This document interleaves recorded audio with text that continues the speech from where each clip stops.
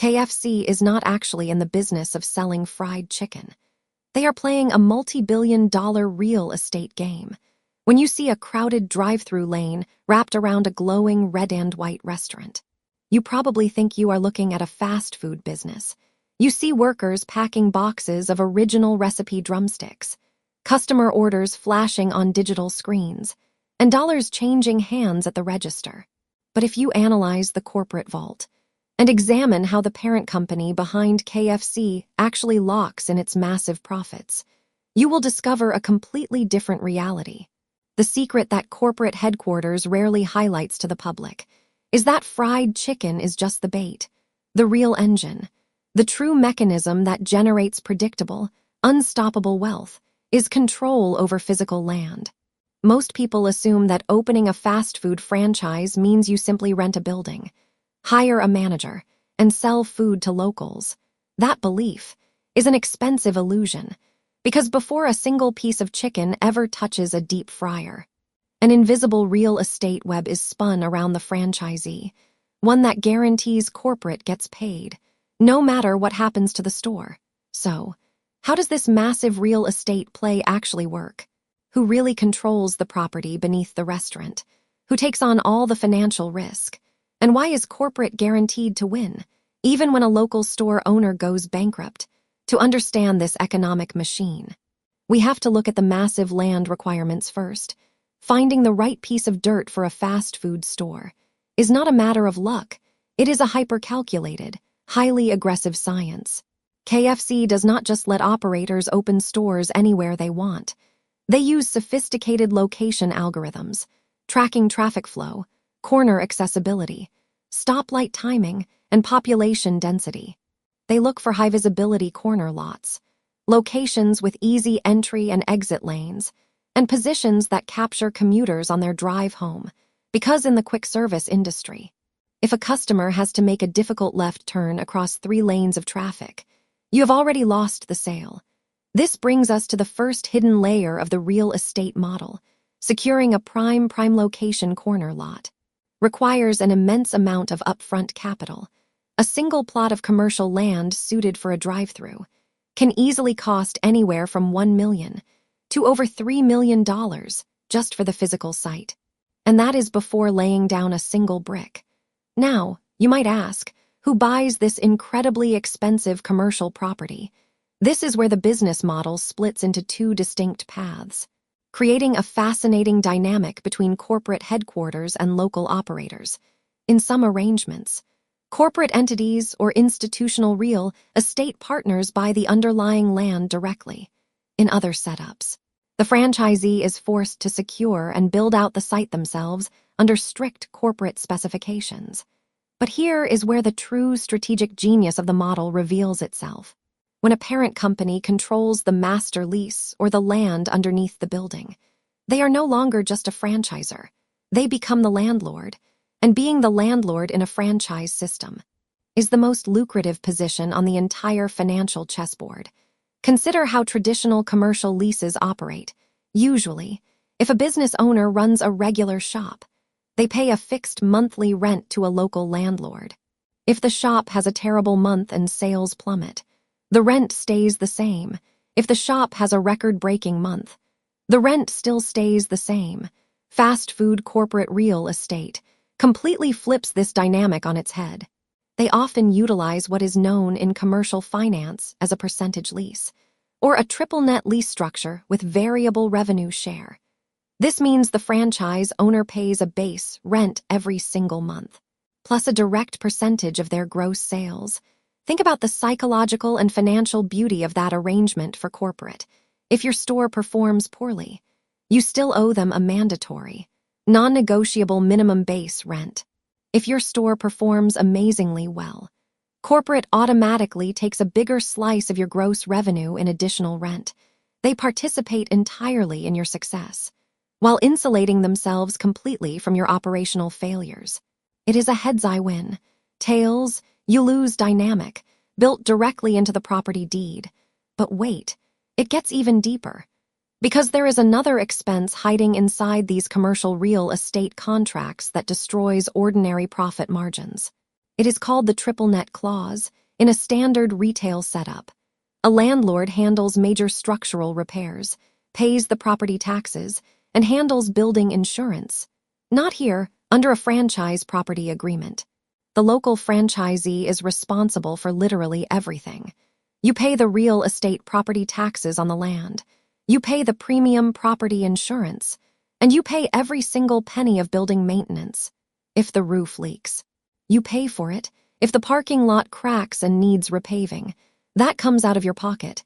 If the HVAC system breaks down during the hottest week of summer, you write the check.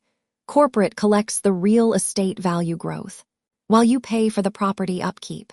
This creates a staggering divergence in profits between the company that controls the real estate network and the person running the store.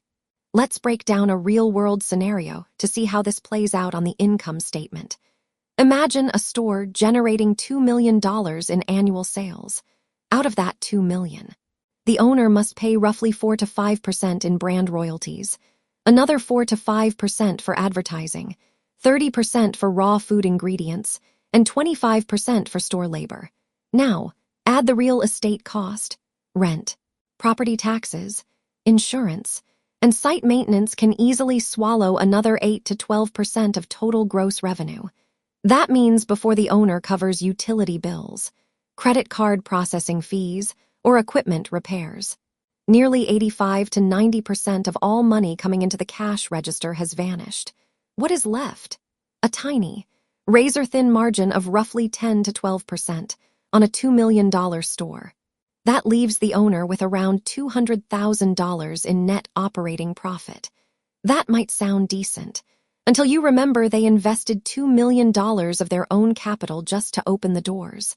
At that rate, it takes nearly a decade just to pay back the initial capital outlay. And right when the operator starts approaching that break-even point, corporate drops the ultimate real estate hammer, the mandatory site modernization mandate. Every 10 to 15 years, corporate real estate guidelines change. They decide the brand needs a fresh look, modern exterior architectural features, dual drive-thru lanes, or digital ordering kiosks. And as the property occupant, you are contractually obligated to upgrade the facility out of your own wallet. A major facility remodel can easily cost between $400,000 and $700,000. If you don't have the cash, you have to take out another commercial loan, resetting your debt clock all over again. If you refuse to remodel, you violate your lease and franchise agreement, meaning you can be evicted from the very store you spent millions to build. This relentless financial cycle is why single-store operators are disappearing across the country. The individual entrepreneur, who owns just one location, cannot survive these capital demands. One bad road construction project outside their store, or one expensive property upgrade, can wipe out their lifetime savings. So, who is taking over these commercial properties? The answer reveals the modern evolution of fast food real estate, private equity funds, and mega multi-unit franchise corporations. These financial giants don't buy one store. They acquire 50, 100, or even 300 locations at once. Why? Because when you control hundreds of commercial fast food locations, you are no longer running chicken shops. You are running an institutional real estate portfolio. A multi-unit operator can negotiate bulk deals on property maintenance, cross-collateralize loans across dozens of properties, and absorb a loss at one store using the profits from 10 others. They view each store location as a cash-generating node, pinned onto valuable urban real estate, and that physical land constantly appreciates in value over time, even if the restaurant inside the building barely breaks even. The commercial property sitting on a busy highway corner becomes more valuable with every passing decade. This is the ultimate long-term strategic secret. The food pays for the land, while the land builds corporate and institutional wealth. Now, look at how this entire system is being transformed by modern technology. As land prices skyrocket in major cities, building a traditional fast food restaurant with a 60-seat dining room and a giant parking lot is becoming economically unviable in high-cost areas. So, What is the real estate strategy of the future? Enter drive-thru only footprints, micro-locations, and modular kitchens. Brands are now designing hyper-compact real estate footprints that require less than half the land area of a traditional store. By eliminating the indoor dining room entirely, operators drastically reduce land acquisition costs, lower their property tax burden, cut utility expenses, and shrink maintenance fees. Some sites are now built almost entirely around automated drive-thrus and delivery pickup windows, maximizing revenue per square foot of land. Every square foot of real estate is engineered to generate maximum dollars with minimal physical overhead. So, when you step back and look at the whole picture, what is the real truth about a KFC franchise? It was never just about a secret blend of 11 herbs and spices. It was never just about golden drumsticks or red and white buckets. Those delicious products are simply the engine that draws millions of cars onto valuable plots of land. Day after day, year after year, the franchisee takes on the daily grind,